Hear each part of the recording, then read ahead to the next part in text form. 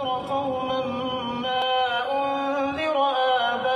آباؤهم فهم غافلون لقد حق القول على أكثرهم فهم لا يؤمنون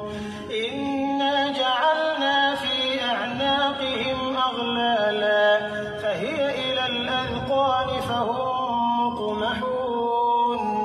وجعلنا من بين أيديهم سدا ومن خلفهم سدا فأغشيناهم فهم لا يبصرون وسواء عليهم أأنذرتهم أم لم تنذرهم لا يؤمنون